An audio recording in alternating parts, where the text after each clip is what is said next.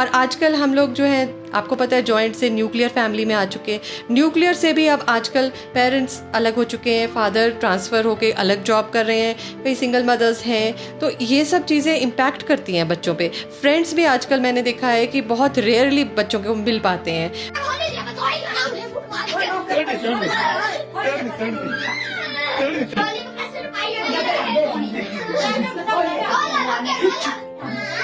आपको ये समझाना चाहती हूँ कि लक्षण क्या है। तो अगर हम लक्षण नहीं पिकअप करते हैं तो हम बहुत लेट हो जाते हैं। और ये हमारी फील्ड में सबसे जो इम्पोर्टेंट, सबसे जिसको हम बोल सकते हैं कि गोल्डन पॉइंट होता है, वो होता है ये जो इनिशियल टाइम जो हम लूज़ कर जाते हैं। अगर हम लूज़ कर जाएं तो फिर आगे ट्रीटमेंट हमेशा मुश्किल होती जाती है। जितना अर्ली डिटेक्ट करते हैं उतना आसान और जल्दी ठीक। आजकल के ज़माने में, आजकल के दौर में एक मोबाइल और उसकी वजह से जो रोग हैं, डिप्रेशन है या पढ़ाई का जो बोझ है बच्चों के ऊपर, सारा कुछ जो है तो अपने मतलब आप समझ सकते हैं दिमाग से ही होता है। तो क्या उसकी हालत होती है, क्या उसके डिप्रेशन क्यों आता है, क्या होता है, इस सब के बारे में बात करेंगे डॉक्टर पारुल शर्मा जी से। तो नमस्कार, मैं विवेक भारती, पब्लिक वॉइस मीडिया से। आज आपके बीच हम एक ऐसा मुद्दा लेकर आए हैं जो हर घर में कहीं ना कहीं जिसकी वजह से परेशानी है।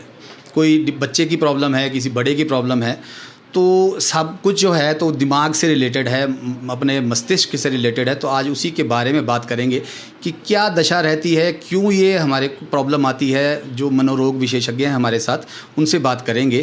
तो स्वागत है मैम आपका। बहुत बहुत धन्यवाद इधर। मैम, सबसे पहले तो अपने बारे में थोड़ी सी इंट्रोडक्शन, थोड़ा सा आपने क्या किया है, और दूसरा एक क्वेश्चन और बीच में ऐड कर देता हूँ कि मतलब डॉक्टरी में हर एक की अलग अलग फील्ड अपनी जो होती है, तो आपने मनोरोग विशेषज्ञ ही क्यों चुना, इसके बारे में थोड़ा सा प्लीज़। हाँ जी, मैंने MBBS किया IGMC शिमला से।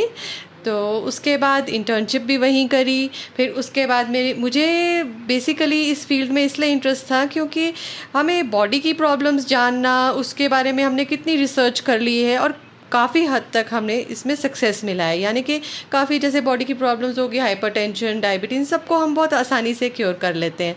लेकिन ये जो प्रॉब्लम है, ये एक चुनौती है, एक चैलेंज है। तो एक चैलेंज को एक नए तरीके से देखना पड़ता है, जिसके लिए मतलब उसका एक अपना ही, पेशेंट को ठीक करके एक अपना ही तसल्ली जिसे कहते हैं मिलती है हमें, जिससे हम पेशेंट्स को ठीक करके और उनसे जो और लोगों को वो बताते हैं और ये अवेयरनेस फैलाते हैं, इसकी जो सेटिस्फैक्शन है, इसकी वजह से ही इस डिपार्टमेंट को हमने ज्वाइन किया था। और इसके बाद हमने DMC लुधियाना से बेसिकली ये वाला डिपार्टमेंट, साइकेट्री डिपार्टमेंट में PG करी। उसके बाद वापस IGMC में कुछ टाइम के लिए SRship की थी, और उसके बाद कुछ टाइम यहाँ सुल्तानपुर MMU में भी रहे हैं हम, सोलन में 2013 से। और अब मैं अपनी प्राइवेट क्लिनिक है पिछले 1 साल से। तो अब यहाँ पे दिन प्रतिदिन मरीज़ बढ़ते जा रहे हैं, और इस चीज़ की हमें बहुत खुशी है कि सबके सब जो है इम्प्रूवमेंट के तरफ चल रहे हैं। और कई लोगों ने तो ऑलमोस्ट अपनी ट्रीटमेंट कंप्लीट भी कर दी है और अब काफ़ी अपनी पूरी लाइफ में प्रॉपर्ली एडजस्टेड हैं। अच्छा, अब बात करते हैं मैम थोड़ी सी स्टूडेंट से, क्योंकि बेसिक से शुरू होते हैं, बच्चों से लेकर चलते हैं। देखिए, बहुत देखने में आया है कि बच्चों में जो है तो डिप्रेशन बढ़ता जा रहा है। कुछ एक, चाहे वो पढ़ाई को लेकर है या किसी और बात को लेकर है, तो घर वाले भी थोड़ा सा ये रहता है कि नज़रअंदाज हो जा कर देते हैं, किसी को पता नहीं चलता कि क्या हो रहा है बच्चे के साथ और क्या नहीं। तो क्या ऐसे रीज़न होते हैं, और उसको मतलब एक अगर पेरेंट्स के हिसाब से देखा जाए तो पेरेंट्स किस हिसाब से उसको नोटिस कर सकता है कि बच्चे में कुछ प्रॉब्लम है, या उसको कोई डिप्रेशन है, या उसको कोई प्रॉब्लम है, कई बार नहीं बताता है बच्चा, तो कैसे उसको डिटेक्ट करेंगे? बहुत अच्छा क्वेश्चन है आपका, और ये आजकल के लिए बिल्कुल लागू पड़ता है। क्योंकि हम लोग जो है ये नहीं रियलाइज़ करते कि हमारी ये जो प्रॉब्लम्स है, इसका 3 मेन सोर्सेज आते हैं। 3 मेन सोर्सेज, यानी एक सोर्स तो है इसका जेनेटिक, यानी कि जेनेटिक प्रोपेंसिटी, हमारे अंदर जीन्स में वो प्रोपेंसिटी है कि वो इलनेस बननी ही बननी है। और दूसरी चीज़ है जो हम लाइफ में हम बच्चे को जो एनवायरनमेंट देते हैं, जो हम उसको सिखा रहे हैं, जो पेरेंटिंग दे रहे हैं। और पेरेंटिंग जो है वो एक दिन का काम, आपको पता है, नहीं है। वो प्रतिदिन माँ बाप, रिलेशंस हैं, आसपास के फ्रेंड्स हैं, ये सारे मिलजुल कर देते हैं। और आजकल हम लोग जो हैं आपको पता है जॉइंट से न्यूक्लियर फैमिली में आ चुके हैं, न्यूक्लियर से भी अब आजकल पेरेंट्स अलग हो चुके हैं, फादर ट्रांसफ़र होके अलग जॉब कर रहे हैं, कई सिंगल मदर्स हैं, तो ये सब चीज़ें इम्पैक्ट करती हैं बच्चों पे। फ्रेंड्स भी आजकल मैंने देखा है कि बहुत रेयरली बच्चों को मिल पाते हैं, वो भी क्योंकि उस एज ग्रुप के नहीं मिलते या उसके आसपास की लोकेलिटी में बच्चे हैं नहीं हैं। तो ये फ्रेंड्स भी अब लिमिटेड हो गए, रिलेशनशिप्स भी लिमिटेड हो गए, मदर फादर का जो क्वालिटी टाइम था वो भी कम हो गया। और तीसरी चीज़ें होती हैं कुछ अपनी, ये तो एनवायरमेंटल फैक्टर्स हैं जो हो रहे हैं। तीसरी चीज़ है कि कुछ साइकोलॉजिकल फैक्टर्स भी होते हैं जो माइंड के अंदर प्ले करते हैं, जिसमें हमारी सेल्फ इमेज, सेल्फ एस्टीम क्या है ना, वो भी इन सब चीज़ों को मिलजुल कर असर बनती है, जिसमें बच्चा अपने आप को कॉन्फिडेंट महसूस करता है कि मैं इस दुनिया से बातचीत कर सकता हूँ, मैं पढ़ाई में अपने आप को प्रूव कर सकता हूँ, मैं अपने आप की फ्रेंड सर्कल में अपने आप को एज अ स्टैंडिंग दे पाता हूँ, तो ये कॉन्फिडेंस भी उसमें आता है। तो ये तीनों चीज़ें जो हैं अगर हम देखें तो हमें सबसे पहले तो ये देखना पड़ता है कि इन तीनों में से कौन सी चीज़ सबसे इम्पॉर्टेंट है और उस पर वर्क करने लायक सिचुएशन क्या है। ज़्यादातर जो है अगर हम टाइमली आ जाएं, एक चीज़ ये बड़ी है, मैं आपको ये समझाना चाहती हूँ कि लक्षण क्या है। तो अगर हम लक्षण नहीं पिकअप करते हैं तो हम बहुत लेट हो जाते हैं, और ये हमारे फील्ड में सबसे जो इम्पोर्टेंट, सबसे जिसको हम बोल सकते हैं कि गोल्डन पॉइंट होता है, वो होता है ये जो इनिशियल टाइम जो हम लूज़ कर जाते हैं, वो अगर हम लूज़ कर जाएं तो फिर आगे ट्रीटमेंट हमेशा मुश्किल होती जाती है। जितना अर्ली डिटेक्ट करते हैं उतना आसान और जल्दी ठीक होने वाली होती है। तो अर्ली ट्रीटमेंट में क्या है, आप देख सकते हैं कि बच्चा जो है वो आपको अवॉइड करने लग गया है, यानी कि मोबाइल को भी तो एज एन अवॉइडेंस यूज़ कर रहा है ना, कि उसको पता है कि फैमिली में मुझे वो पॉजिटिव फोर्स, वो लव, अफेक्शन नहीं मिल रही, तो वो क्या करेगा, वो अपनी सारी एनर्जी या तो एक मोबाइल गेम्स खेल के वो अपने आप को डिस्ट्रैक्ट कर रहा है, उस चीज़ में अवॉइड करने की कोशिश कर रहा है, या फिर वो क्या कर रहा है, उसको गुस्से में, इरिटेबिलिटी में एक्टिंग आउट, अपने अंदर गुस्सा निकालता है, दूसरों पे गुस्सा निकालता है, चिड़चिड़ापन जिसको बोलते हैं, या फिर बहुत ज़्यादा खाने लगता है, ओवर ईट करता है, या फिर खाना बिल्कुल स्टॉप कर, दोनों में से कुछ भी हो सकता है, या ओवर स्लीप करता है, बहुत घंटे सो जाता है या सोता ही नहीं। तो ये जो फैक्टर्स हैं, स्लीप ओवर या अंडर, एपेटाइट ओवर या अंडर, और तीसरी चीज़ मैंने बताई इरिटेबल मूड एकदम से हो जाना, फ्रेंड सर्कल को अवॉइड करना, एक मोबाइल या एक बुक या अलग चीज़ में ही घुसे रहना, मतलब दिखाना लोगों को कि मैं ठीक हूँ, लेकिन वो अंदर से बहुत लोनली या मतलब कि अलोन फील करता है। और ये फीलिंग वो बच्चों, क्योंकि पेरेंट्स की और आपस की कम्युनिकेशन पहले ही टूट चुकी है, तो वो बता नहीं पाता पेरेंट को, और पेरेंट इस बात को समझ नहीं पाता, वो सोचता है इसकी नेचर है ऐसी कि अलोन है। तो ये चीज़ थोड़ी सी, मतलब अगर हम टाइमली पेरेंट्स रिकग्नाइज कर लें ये जो सिग्नल्स हैं, तो फिर हम जल्दी काउंसलिंग के थ्रू और मेडिसिन, हल्की मेडिसिन के थ्रू भी बच्चे को जल्दी प्रॉपरली मैनेज कर पाते हैं। जी, चलिए मैम, ये तो बच्चे हो गए, लेकिन यही हाल जो है तो बड़ों में भी है आजकल। देखिए, मैं ये देख रहा हूँ, आप भी देखते होंगे कि हर घर में जब से मोबाइल आया है ना, तब से क्या है कि अगर घर में 4 आदमी हैं, 2 बच्चे हैं, 2 पेरेंट्स हैं, तो चारों अपनी अपनी डायरेक्शन में रहते हैं, अपने अपने मोबाइल में बिज़ी हैं, कोई काम में बिज़ी है।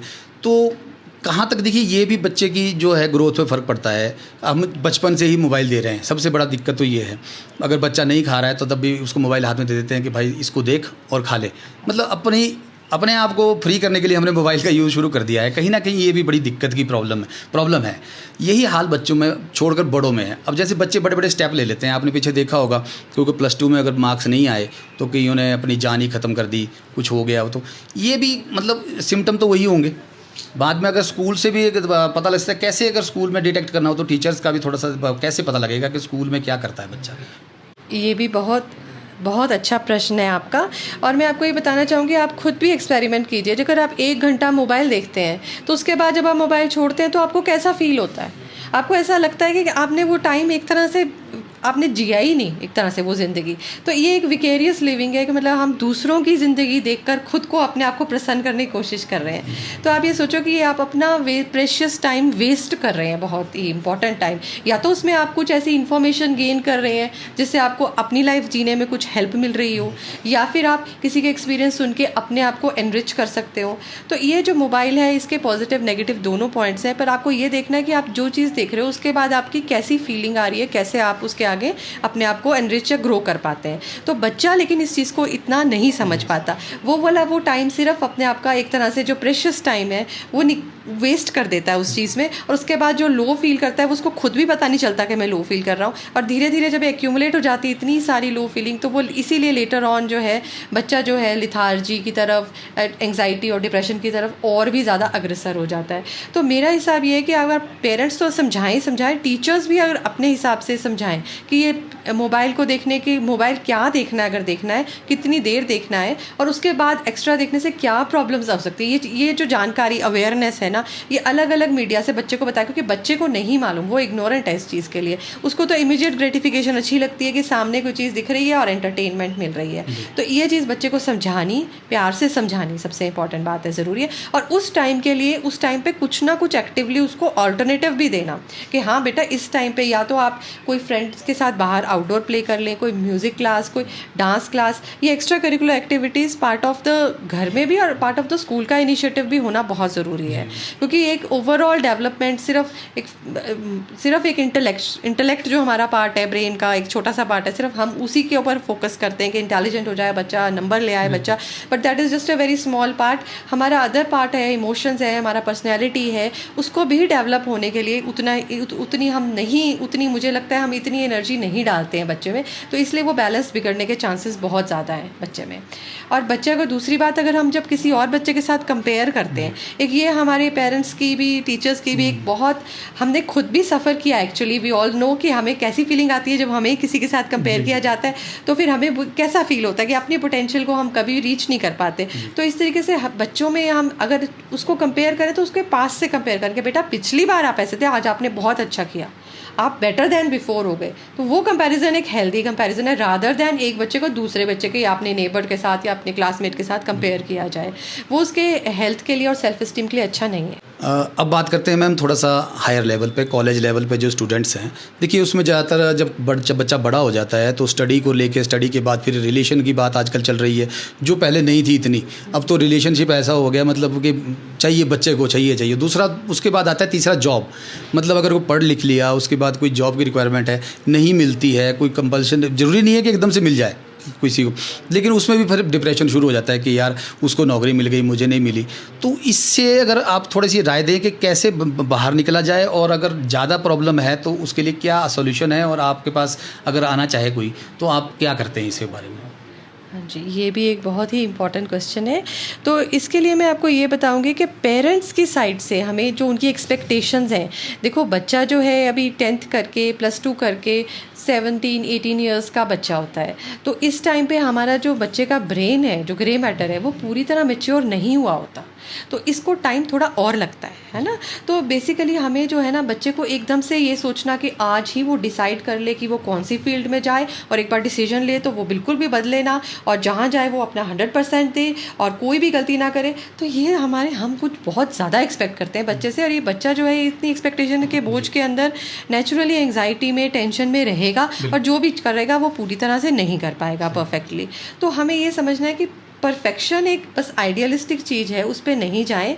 बच्चे को गलती करने का भी वक्त दें, कोई बात नहीं, थोड़ी एक बार बच्चे से गलती हो जाए तो माफ़ करना भी पेरेंट्स का ही फ़र्ज़ है, क्योंकि अगर हम माफ़ नहीं करेंगे तो बच्चा जो है वो या तो स्ट्रेस के अंदर से और भी डिप्रेशन में जाएगा, या फिर वो बगावत कर देगा, रिबेलियस हो जाएगा, ड्रग्स की तरफ चले जाएगा, गलत फ्रेंड्स ले लेगा, या आपसे बिना पूछे वो काम करेगा जो वो करना चाहता है। तो हमें पेरेंट्स को जो है ना, इस टाइम पे ये मुश्किल टाइम है पेरेंट्स के लिए, क्यों इस टाइम पे, लेकिन पेशेंट्स को अपना रिलेशन ऐसा रखना है कि जजमेंटल नहीं हो जाना, बेटा जो तुम कर रहे हो गलत है, ऐसा नहीं वैसा नहीं, ऐसे एटीट्यूड रखेंगे बच्चा आपके पास कन्फाइड करने, बात करने कभी नहीं आएगा। तो आपको पहले उसको समझना पड़ेगा कि बच्चा अच्छा ऐसा हुआ, हाँ तुमने इस फील्ड में, हाँ तुम्हें मुश्किल हुई, वैलिडेट करना, यानी कि समझना उसकी फीलिंग को पहला पॉइंट है। हाँ बेटा, हाँ इस टाइम मुश्किल है आपके लिए।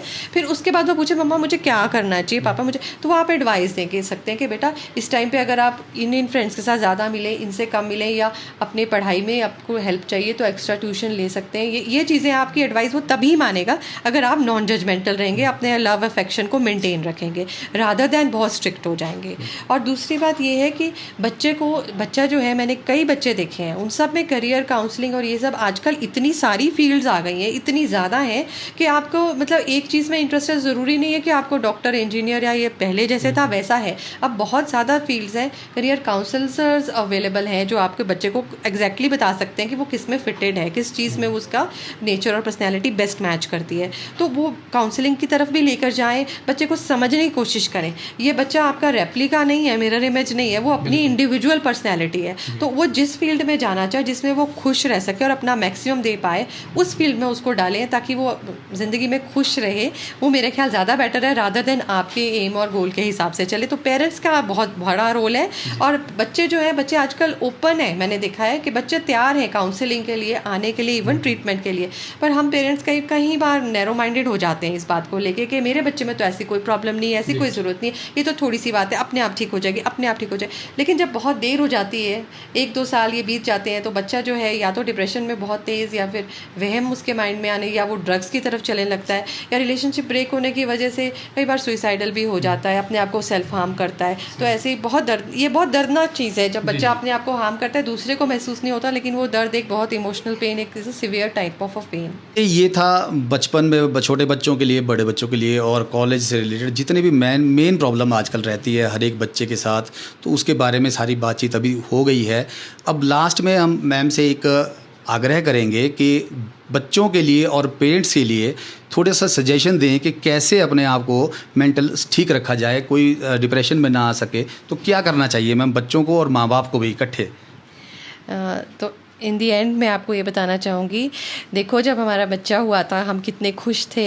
वो बच्चा एक न्यू लाइफ है, उसको ग्रो होने दीजिए, वो अपनी नेचुरली अपनी नॉर्मल कैपेसिटी पे पहुँचे। इसके लिए उसको सिर्फ आपका लव अफेक्शन चाहिए और कुछ नहीं चाहिए। और अगर हम उसके ऊपर एक्सपेक्टेशंस थोप देंगे तो, और उसको हम स्पेशली बताएंगे ऐसा नहीं वैसा नहीं, तो बच्चा जो है ना कहीं अपने आप को कंस्ट्रिक्ट कर देगा कि अपनी इसकी ग्रोथ नॉर्मल नहीं होगी। तो वो अपने आप को क्या करेगा, वो कहीं ना कहीं गलत आदतों में पड़ेगा। मोबाइल देखने का, इंटरनेट एडिक्शन, ड्रग एडिक्शन हो गई, और गलत रिलेशनशिप में फंसना भी एक पैटर्न बन जाता है। तो ये सब गलत चीज़ें तब होती है जब हम बच्चे को नॉर्मल एक्सेप्ट नहीं करते, जैसा भी है वो, है ना। अब प्रॉब्लम्स बच्चों में आजकल यही नहीं, बहुत ज़्यादा है ना। तो ये सारी जो भी उसको प्रॉब्लम्स आ रही, पहली स्टेज में पेरेंट्स को बताऊंगी कि एक्सेप्ट करो, डिनाई मत करो कि मेरे बच्चे को कुछ नहीं है, ये सब ड्रामा है, ये वो है। तो आप ऐसा सोचोगे कभी अगला स्टेप पे पहुंचोगे। एक मैं आपको बीच में रोकूँ, मैं इसमें थोड़ा सा क्या रहता है कि माँ बाप को अगर कभी कोई बोलता भी है ना कि आपका बच्चे में थोड़ी प्रॉब्लम है, या थोड़ा सा थोड़ा मतलब दिमाग में प्रॉब्लम है, या जैसे मतलब कह दिमाग की बात जब करते हैं ना, तो थोड़ा सा ये बहुत ही भ्रम है लोगों में कि अगर हमने दिमाग की बात की तो मेरा बच्चा पागल नहीं है। मतलब एक हमने अभी तक ये देखा है कि अगर हम दिमाग की बात करेंगे तो पागलपन ही याद आता है। लेकिन आजकल बहुत कुछ है जो पागलपन से हटके है। मेरा कहने का मतलब थोड़ा सा ये इस बारे में भी है। बिल्कुल बिल्कुल। बाहर जो हमारे कंट्री तो आप छोड़ो, काफ़ी पीछे है। बाहर के कंट्रीज़ में ये तो एक नॉर्मली एक्सेप्टेड चीज़ है कि जिस तरह से हमारी बॉडी में एलिमेंट्स आ सकती हैं, इसी तरह से हमारे माइंड के अंदर भी आ सकती हैं, बहुत ईजिली आ सकती हैं। और एक्चुअली हम ये रियलाइज़ नहीं कर रहे, 90% जो इलनेसेस हैं साइकोसोमैटिक हैं, यानी कि धीरे धीरे चलते चलते डिप्रेशन का पेशेंट, या स्ट्रेस और एंग्जाइटी का पेशेंट, ऑब्सेशन का पेशेंट, इनके अंदर हाइपरटेंशन, ईसीजी चेंजेस, फिर इवन कैंसर जैसी चीज़ें। अब ये लेटेस्ट रिसर्च आ रही है, बॉडी एक्स हो गई, ऑर्थो की प्रॉब्लम्स हो गई, ऑलमोस्ट 90% इलनेसेस का जो जड़ कारण है ना, वो ये माइंड है। और हम इस माइंड को ही इग्नोर कर देते हैं और इसको ही बिल्कुल नज़रअंदाज करते हैं कि ये नहीं हो सकता, इसमें इलनेस नहीं आ सकती, इसको मानने को, क्योंकि हमारे पास कोई टेस्ट नहीं है। MRI स्कैन में भी हमारा सिर्फ ब्रेन का जो ऑर्गेनिक पार्ट है वो दिखाई देगा, जो हमारा ये जो स्पेस है माइंड की जो सब्जेक्टिव है, ये दिखती नहीं है, इसके कोई टेस्ट नहीं है, ये सिर्फ सिम्टोमेटिकली आती है। यही हमारा एक बैक पॉइंट है। इस करके हम ये चीज़ को मानने को तैयार नहीं होते, या हम ये तांत्रिक और इन चीज़ों में चले जाते हैं कि ये बस किसी ने कुछ किया है इस वजह से। प्लीज़ इन चीज़ों को मत मानिए। अब आप भी एजुकेटेड हैं और ये सब चीज़ें मैथमेटिकल हैं। मैं आपको ये बता रही हूँ कि जेनेटिक चीज़ मैंने मैथमेटिकल है कि अगर जीन्स में कोई प्रॉब्लम है तो प्रॉब्लम 20-21 एज ग्रुप में स्टार्ट हो जाती है। और ये भी जो मैंने आपको बताया बायो साइको सोशल मॉडल है ना, that is psychologic factors and social factors. तो ये भी मैथमेटिकल है। जब आप नेचुरली एनवायरनमेंट अच्छी नहीं दे रहे हैं घर में, वो भी एक दिन से की जो प्रॉब्लम्स है, तो नेचुरली लेटर ऑन प्रॉब्लम बनेगी ही बनेगी। तो ये चीज़ को रिकग्नाइज करें कि हम कोई बहुत कोई जैसी चीज़, साइंटिफिक चीज़ नहीं बोल रहे हैं, ये पूरा साइंटिफिक बेसिस पे है। और हमारी जो कॉग्निटिव बिहेवियर थेरेपी है, जो हम साइकोलॉजी काउंसलिंग करते हैं, ये सब भी थॉट्स को कैसे, अपनी थॉट्स के अंदर जो पैटर्न्स हैं उनको रिकग्नाइज करना, कहाँ गलत पैटर्न्स है उसमें अवेयरनेस लानी कि हम कहाँ गलत कर रहे हैं। कई बार ये मोस्टली क्या होता है, ये कन्फ्यूजन करके या अनअवेयरनेस, नहीं पता होना करके ये प्रॉब्लम्स बढ़ती जाती हैं। Awareness is the only modality. हम रिकग्नाइज करें कि ये सब का कारण है, और कारण है तो कारण को हम ठीक कर सकते हैं। इसमें स्टिग्मा और ये सब ये सब चीज़ें लाने की चीज़ें कोई ज़रूरत नहीं है, बिल्कुल भी ज़रूरत नहीं है। और ये समझना कि हम काउंसलिंग करने आ रहे हैं, इसमें कोई ये इसके जो मानसिक विकार हैं बहुत बड़े बड़े होते हैं, जिसको हम स्किज़ोफ्रेनिया, बाइपोलर, ये बिल्कुल सेपरेट हैं। और ये वाली चीज़ें जो एडजस्टमेंट डिसऑर्डर्स होगी, पर्सनैलिटी, ये डिफरेंट है। इनको हैंडल करने के लिए हमारे को एक्सेप्टेंस, लव, अफेक्शन और जो भी ट्रीटमेंट है